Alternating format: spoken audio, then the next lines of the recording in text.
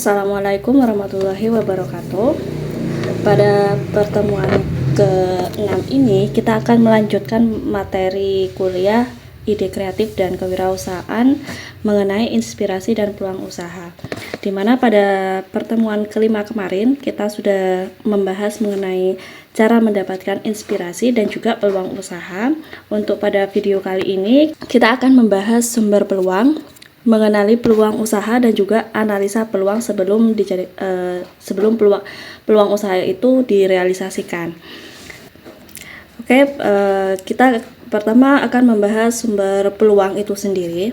Sumber peluang menurut Hendro 2011 di halaman 135 ini, sumber peluang bisnis itu merujuk pada asal atau sumber-sumber dari mana peluang-peluang bisnis itu bisa muncul. Nah, ini ada diri sendiri, dari lingkungan, ada perubahan yang terjadi, ada konsumen, ada gagasan orang lain, dan juga ada informasi yang diperoleh. Untuk diri sendiri, ini peluang yang paling besar kesuksesannya itu yang bersumber dari diri sendiri. Peluang bisnis yang bersumber dari diri sendiri ini merujuk pada peluang-peluang yang muncul karena adanya kemampuan atau minat ataupun bahkan keahlian dari pribadi seseorang. Nah, ini berarti bahwa seseorang itu melihat potensi bisnis berdasarkan apa yang mereka miliki atau apa yang mereka kuasai. Nah, contohnya apa? Di sini ada hobi. Hobi usaha yang berawal dari sebuah hobi ini akan membuat seseorang dikatakan sukses menjadi entrepreneur. Di hobi ini contohnya pada peluang usaha. Misalnya jika teman-teman menyukai fotografi, nah teman-teman bisa memulai usaha fotografi itu untuk mengambil foto di acara-acara khusus ataupun menjual foto itu secara online. Kemudian jika mahir di dalam musik, teman-teman itu bisa mengajar musik atau membentuk grup band. Nah, kalau teman-teman aktif dalam olahraga atau kebugaran, teman-teman bisa membuka studio kebugaran, atau menjadi pelatih pribadi atau menjual produk kesehatan dan juga kebugaran. Kalau teman-teman memiliki selera mode yang baik dalam fashion ataupun gaya, teman-teman bisa membuka toko pakaian ataupun aksesoris. Nah, ini bisa menjadi juga perancang busana. Kalau hobi teknologi, nah teman-teman menyukai teknologi, nah teman-teman bisa membuka toko elektronik ataupun perbaikan perangkat. Nah, juga bisa mengajar kursus atau pemrograman. Jadi banyak sekali tergantung dari hobi teman-teman. Nah, kemudian dari keahlian. Nah, keahlian seseorang ini dalam mengelola usaha ini akan mendorong kesuksesan dalam usahanya. Nah, memulai sebuah usaha dengan keahlian yang dimiliki pada suatu bidang dan kemudian menemukan inspirasi dan peluang bisnisnya. Nah, contohnya apa? Jika seperti halnya tadi, jika teman-teman ini mempunyai keterampilan dalam desain grafis, nah ini bisa menawarkan layanan desain grafisnya kepada klien. Nah, ini sebagai pekerjaan lepas ataupun membuka perusahaan desain grafis. Kemudian dari peluang dari pengetahuan dan latar belakang pendidikannya. Nah, ketika memiliki latar belakang pendidikan dalam bidang tertentu, misalnya seperti manajemen ataupun teknologi informasi ataupun keuangan, nah ini bisa menawarkan jasa konsultasi kepada perusahaan ataupun individu. Nah, ini mencakup konsultasi apa? Konsultasi manajemen, pelatihan teknologi ataupun konseling keuangan. Itu sumber peluang dari diri sendiri. Kalau lingkungan seperti apa? Kalau lingkungan ini, peluang usaha yang berasal dari lingkungan merujuk pada peluang-peluang bisnis yang muncul sebagai hasil dari faktor-faktor lingkungan eksternal atau perubahan dalam kondisi sekitar. Banyak sekali inspirasi dan peluang usaha yang timbul dari lingkungan sekitar. Misalnya dari lingkungan keluarga, ini kita sering mendengar diskusi, mungkin menceritakan hambatan-hambatan yang sering dijalankan dalam usaha bisnisnya. Nah, misalnya apa? Jika keluarga teman-teman ini memiliki pengalaman dalam industri tertentu, misalnya di restoran ataupun toko kelontong, nah teman-teman bisa melihat peluang bahwasanya nantinya kita bisa menjalankan bisnis tersebut. Yang kedua itu dari lingkungan lingkungan sekitar, dari tetangga, pergaulan, ataupun teman yang lainnya. Nah, ini juga bisa menjadi suatu sumber peluang bisnis. Lingkungan tempat tinggal yang juga dapat memberikan peluang bisnis, misalnya jika teman-teman ini tinggal di lingkungan yang ramai maupun dekat di kampus atau universitas, ini kita bisa mempertimbangkan untuk membuka usaha misalnya catering ataupun laundry untuk para mahasiswa. Nah, kemudian sumber peluang perubahan yang terjadi. Perubahan yang terjadi pada lingkungan merupakan peluang besar untuk sebuah usaha. Contohnya apa nih? Misalnya yang pertama itu ada perubahan global. Berkembangnya teknologi komunikasi global ini telah menciptakan peluang usaha dalam perdagangan elektronik, e-commerce. Sekarang sudah banyak toko-toko offline yang mengubah menjadi toko online di e-commerce, misalnya Shopee, Lazada, Tokopedia, dan sebagainya. Kalau perubahan lingkungan, terjadi pada perubahan lingkungan, misalnya perubahan jumlah penduduk yang mengakibatkan perubahan tingkat permintaan kebutuhan keluarga.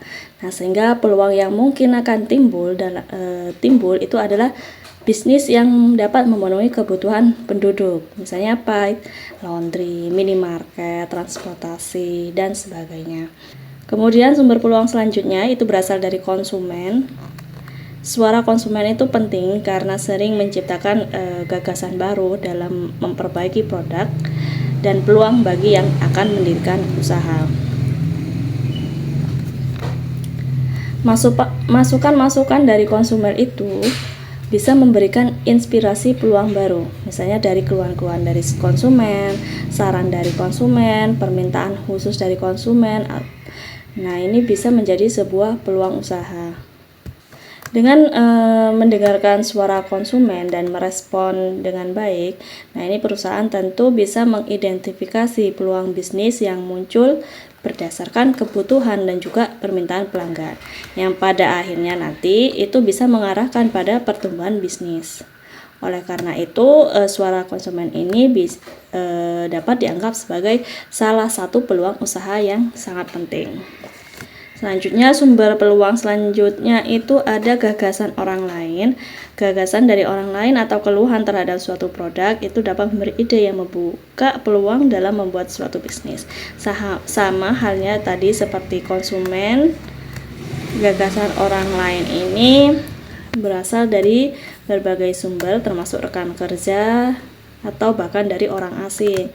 Nah, terkadang orang lain ini bisa melihat peluang bisnis nih yang mungkin tidak terpikirkan oleh kita. Nah, dari situ kita bisa mempunyai suatu ide ataupun peluang untuk mendirikan suatu usaha. Sumber selanjutnya itu berasal dari informasi yang diperoleh. Bagi orang yang mendengarnya, informasi baru itu bisa berguna untuk dijadikan sebagai peluang bisnis karena informasi tersebut memiliki hubungan dengan pengetahuan dan pengalaman yang dimiliki. Terkadang informasi baru itu juga tidak bermanfaat karena misalnya informasi itu tidak memiliki hubungan dengan pengetahuan dan pengalaman. Jadi ada dua informasi yang diperoleh, bisa sesuai dengan pengetahuan dan pengalaman kita ataupun informasi tersebut tidak bermanfaat karena tidak sesuai dengan pengetahuan dan pengalaman kita. Nah, itu adalah sumber peluang. Selanjutnya kita mengenali peluang usaha. Nah, ini mengambil dari Jackie Amber et al. 2003, di mana ada dua format yang mungkin dilakukan seseorang untuk melakukan usahanya dalam mengenali peluang. Yang pertama ada see, do, get, dan juga do, see, get. Nah, untuk yang pertama, see, do, get ini, di mana seseorang itu melihat terlebih dahulu, kemudian dilaksanakan dan menjadi sebuah bisnis. See itu melihat. Ini adalah langkah pertama di mana orang-orang itu mengamati atau melihat peluang atau situasi yang ada. Misalnya kita melihat bahwa banyak orang sudah memiliki banyak masalah dengan manajemen waktu. Kemudian lakukan, do. Ini setelah kita melihat peluang tersebut, langkah berikutnya adalah bertindak atau melakukan sesuatu untuk mengambil keuntungan dari peluang tersebut. Dalam contoh manajemen waktu, Nah, kita memutuskan untuk membuat suatu aplikasi manajemen waktu yang berguna. Get, dapatkan. Nah, hasil dari tindakan tersebut yang sudah dilakukan di do ini, kemudian kita mendapatkan manfaat atau hasil yang diinginkan. Dalam contoh ini, kita mungkin mendapatkan suatu keuntungan finansial dari penjualan aplikasi manajemen waktu. Selanjutnya, format selanjutnya ada do see get, yaitu do itu melakukan terlebih dahulu. Kita sudah memiliki toko online yang menjual suatu pakaian olahraga yang umum.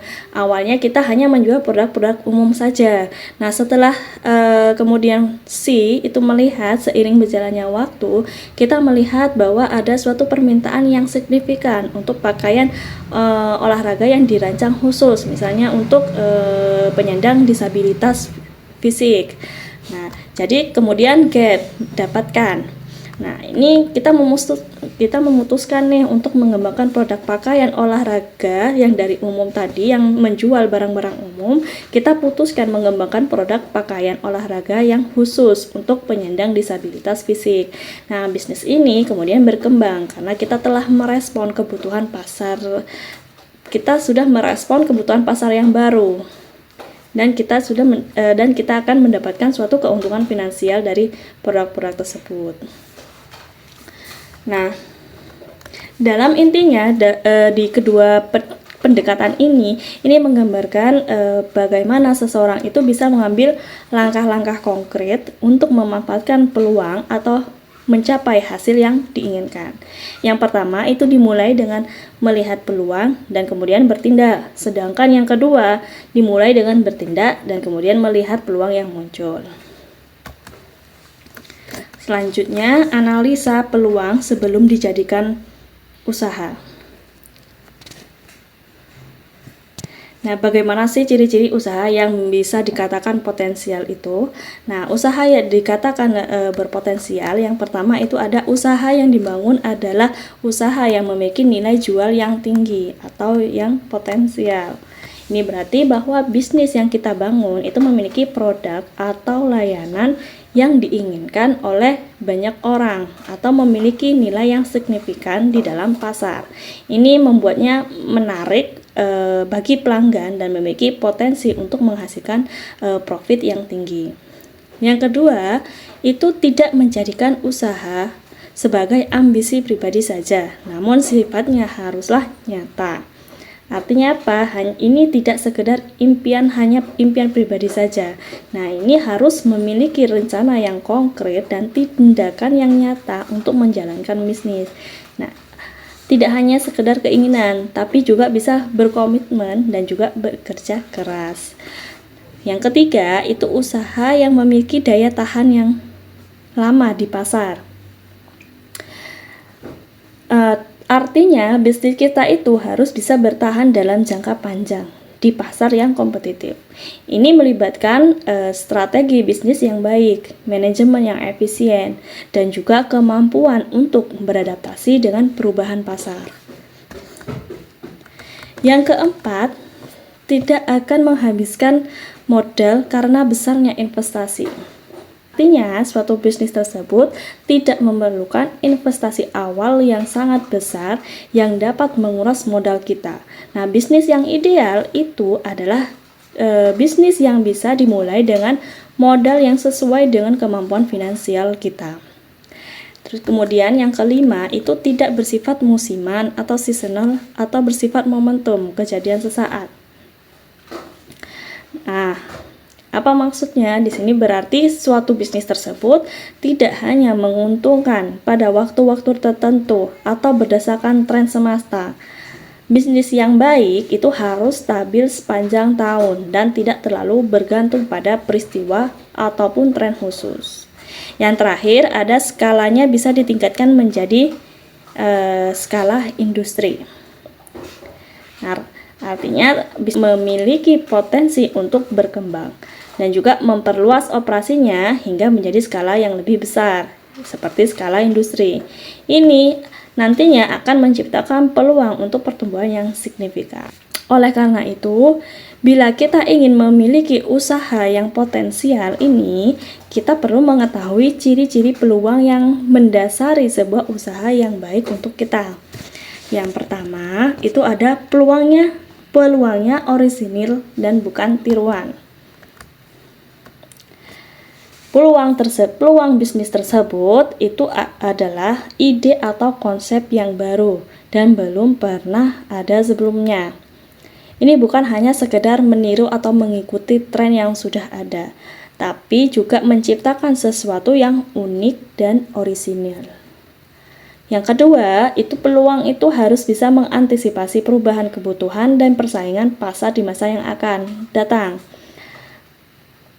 Artinya, peluang bisnis itu harus mampu beradaptasi dengan perubahan dalam kebutuhan pelanggan.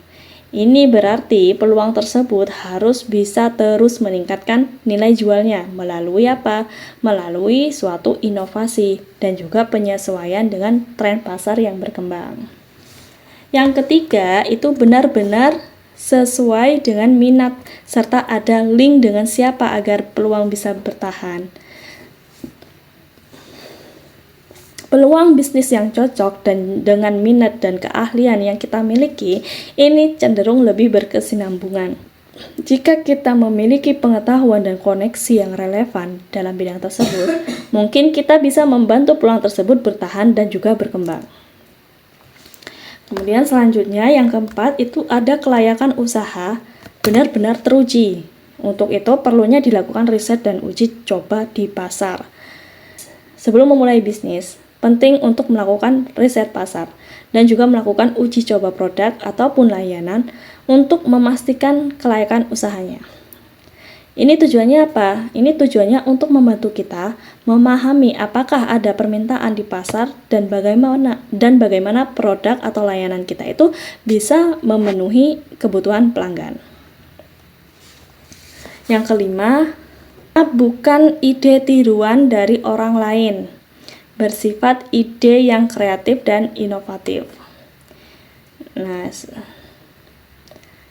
ini jika peluang bisnisnya tersebut bukan hanya tiruan dari ide orang lain dan kemudian juga menciptakan sesuatu yang baru, kreatif dan juga inovatif, ini bisa ini menjadi hal untuk membedakan diri kita dengan para pesaingnya dan memberi nilai tambah kepada pelanggan.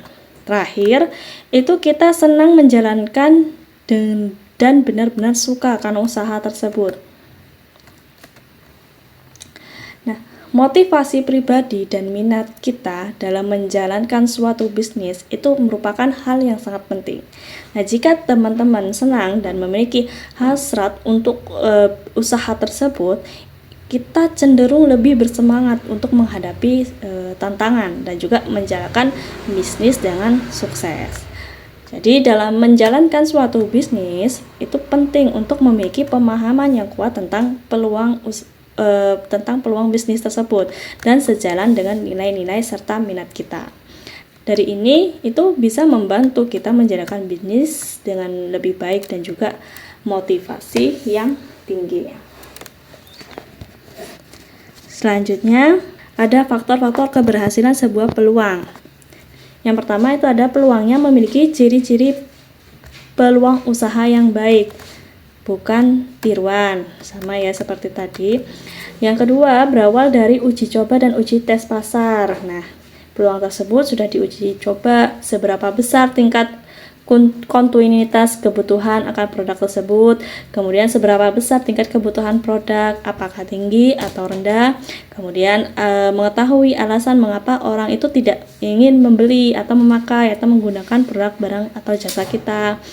Nah, jadi itu berawal dari uji coba dan uji tes pasar. Selanjutnya, faktor yang ketiga itu ada mengikuti perkembangan dan memenuhi kebutuhan dan keinginan konsumen. Artinya, bisnis tersebut harus selalu berfokus pada pelanggan dan juga terus memantau perubahan dalam kebutuhan dan preferensi mereka. Bisnis yang sukses itu akan berusaha untuk memuaskan suatu pelanggan dengan cara yang terbaik. Yang keempat, mengikuti tren perubahan pasar. Itu harus peka terhadap tren dan juga perubahan dalam pasar, termasuk memahami bagaimana pasar tersebut berubah, apa yang sedang tren, dan kemudian bagaimana bisnis itu bisa mengikuti tren tersebut. Nah, kita harus mengikuti tren perubahan pasar. Kemudian yang kelima, terus-menerus mendapat inovasi dan ditingkatkan kualitasnya. Artinya di sini kita harus terus mencari cara untuk meningkatkan produk kita, baik dari segi kualitas, efisiensi maupun juga inovasi.